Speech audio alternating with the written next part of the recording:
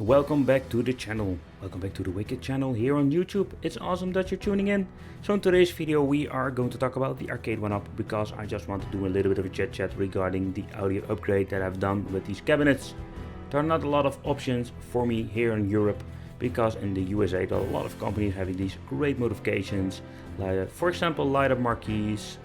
Even you can change out the screen itself or the display up to a 20-inch widescreen. I didn't do none of those because I don't have this option. I couldn't find any company sending these stuff to Europe, or it's basically so freaking expensive. But nevertheless, I did some audio upgrades and I just wanted to share this with you. I want to share my arcade passion because I am in love with the Arcade1up. So let's talk about what I did. Is it naughty or not?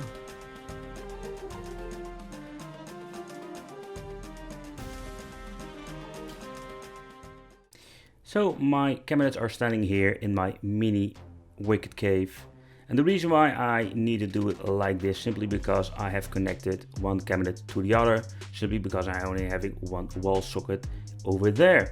So the first thing we're going to do is open up number one, still using the original screw that is needed for putting the backplate in place.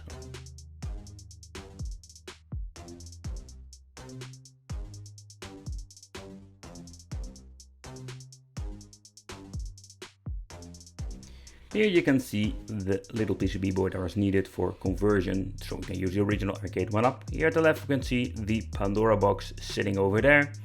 I'm using the USB connection for the light up of the buttons, but I'm going to show you a little bit later how I connected it. So at the back I'm using a power strip for connecting every device, and we're having two gigantic GVC speakers that can have a total power of 600 watts in total. A little bit overkill, but they are giving a lot of great sound.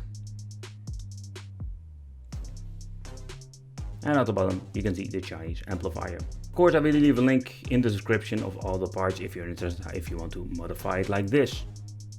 So with the second cabinet I had this really wicked idea. And the following thing that I did, I had this old Logitech, let's say speaker set laying around, thinking I could do something pretty damn awesome with this.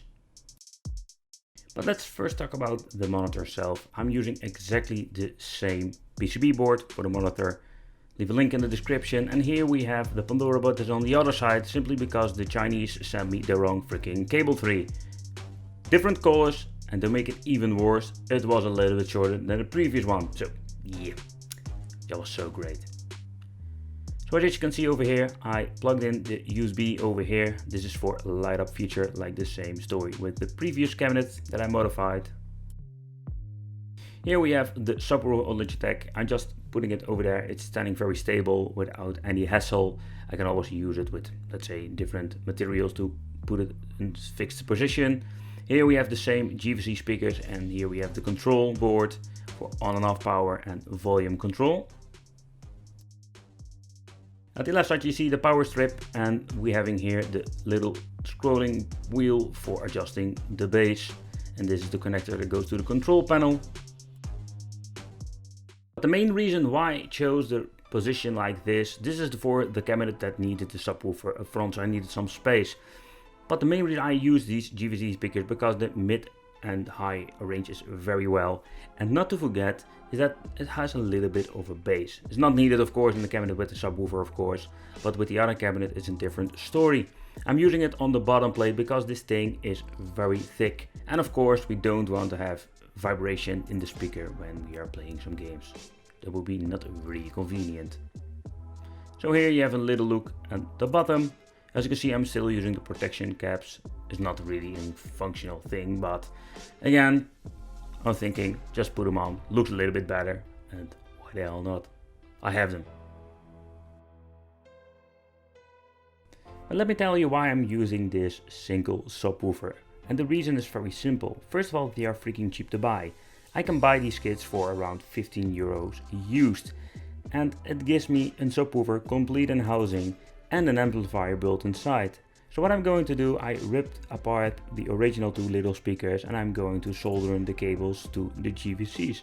So I'm having excellent sound and a very good subwoofer for 15 euro. Alright, so let's play some games and I'm gonna let you hear how it sounds. Alright, first, quick load, quick save. This is the cabinet with the subwoofer. Let's press this button and yes, we can go further with stage number 2.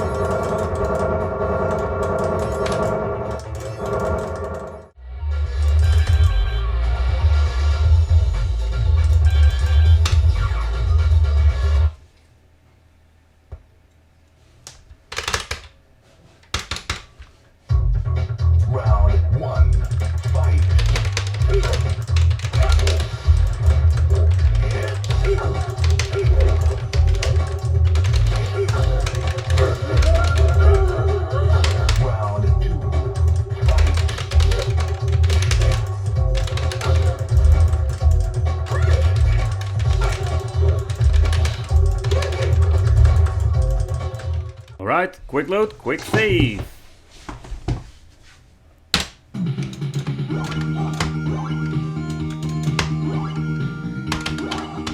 But you can hear with this cabinet that we're having great sound, but we're having less bass. So this is more like something you need to consider for yourself. If you want to have mid and high and you want to just have, let's say, a better sound than the original speaker, the GVC with a little amplifier is a very nice option. But if you want to have the bass, maybe the little trick I did with the, let's say, plug and play Logitech speaker kit can be something very fun and very cheap to do.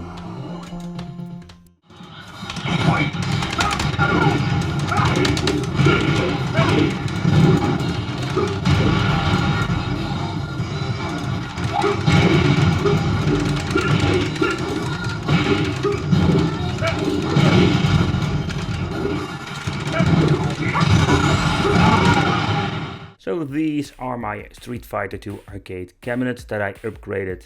I just wanted to share this with you and give you more like an inspiration if you want to do an upgrade yourself.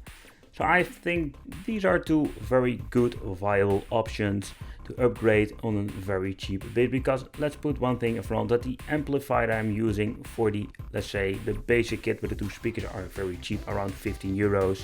And the GVCs are also very cheap, and on China you can buy a lot of cheap speakers that sound great for a couple of dollars. I really love audio myself. I'm a big fan of good audio and I love Arcade1up, so why not bring those two passions together? So I love Arcade1up, I love what they are doing with the cabinets in general. The modding scene in USA is even more crazier than here in Europe. I know there are some options, but at the end in the USA they all go crazy with these modifications. I would love to, let's say, modify some arcade cabinets with a bigger screen, light up marquee. But nevertheless, I am happy what I'm having here. I'm having a blast with these Arcade1up cabinets. The 7-inch LCDs look beautiful. So I wanted to do more of these videos regarding upgrading and modding your arcade stuff. So in the next video I will do what's the best Pandora box for your arcade machine and how you need to connect it to your Arcade1up. For example, how are you going to fix the light up feature, because there is no simple way for doing so. Personally, I really love these very nice light up buttons. They are not too bright. I already did a separate review about the Arcade upgrade kit that you can buy for your Raspberry Pi or Pandora box build, but I did notice some people having problems with the light up, didn't understand how it worked, and at the end were confused. But I want to thank you for watching. I hope you'll find this video helpful and consider subscribing. That will be a big help here to the community. It will be great to have you here. In the next episode we are going to talk about the Pandora box. What is the best version to buy in your Arcade1up? Thanks for watching.